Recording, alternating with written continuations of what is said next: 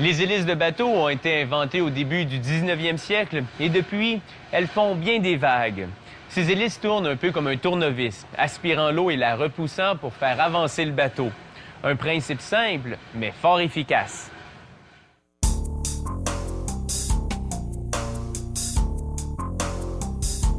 Avec une hélice en acier, vous pouvez traverser le lac en un éclair et quelques remous.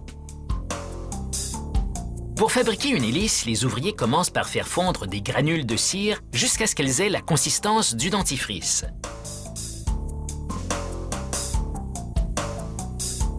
Pas très loin, le moule d'une hélice de bateau est refermé et les ouvriers y injectent cette cire épaisse. Il faut environ 1 minute pour que la cire refroidisse et prenne l'empreinte du moule.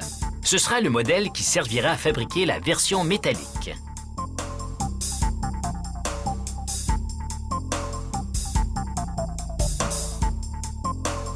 Un peu d'air comprimé permet d'extraire un genre d'entonnoir en cire de son moule. Nous en verrons l'utilité plus tard.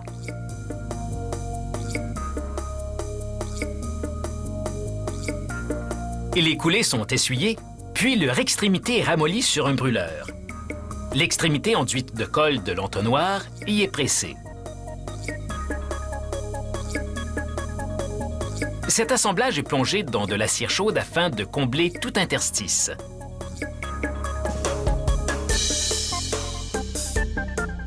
Un bref lavage suivi d'un rinçage permet d'éliminer les résidus graisseux sur les modèles en cire.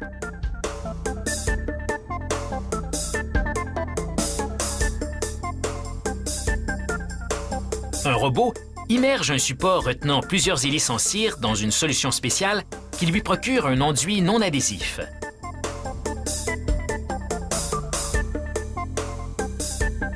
Elles sont ensuite plongées dans une cuve qui contient un mélange de sable silicieux et d'eau. Le robot y trempe les hélices plusieurs fois, puis les immerge également à répétition dans une préparation à base de céramique. Après chaque immersion, les hélices vont dans une machine qui les arrose de sable. Elles sèchent ensuite dans une pièce équipée d'un système de ventilateur.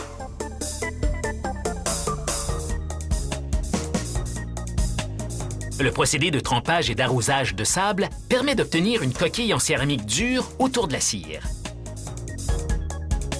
Et les hélices sont placées dans un four sous pression appelé autoclave où la cire fond, ne laissant que les coquilles en céramique. Ces coquilles sont ensuite cuites dans de gros fours comme le font les potiers pour renforcer la céramique. Non loin, de l'acier chauffé au point de fusion par des bobines d'induction bouillonne.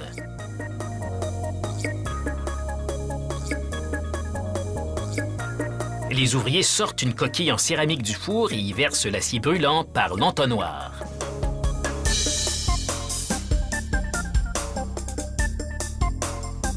L'acier commence immédiatement à refroidir, ce qui fait craquer la coquille.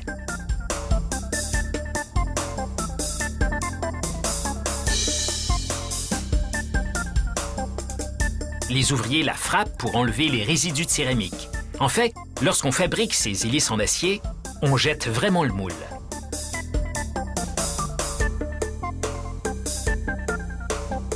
L'entonnoir est maintenant coupé car il n'est plus requis.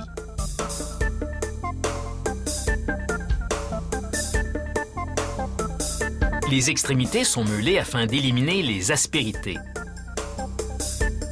Un meulage plus prononcé enlève ensuite toute trace de corrosion sur la surface. Il faut de l'habileté et de la force pour bien accomplir cette tâche. C'est vraiment ce qu'on appelle mettre l'épaule à la roue. Les hélices sont ensuite immergées dans un dispositif de polissage à vibration. La friction produite par ces cônes élimine les marques de meulage sur les hélices et ajoute du lustre. Finalement, chaque hélice passe sous un laser qui mesure chacune de ses pales sous tous ses angles. L'information est envoyée à un ordinateur qui compare ces données aux spécifications.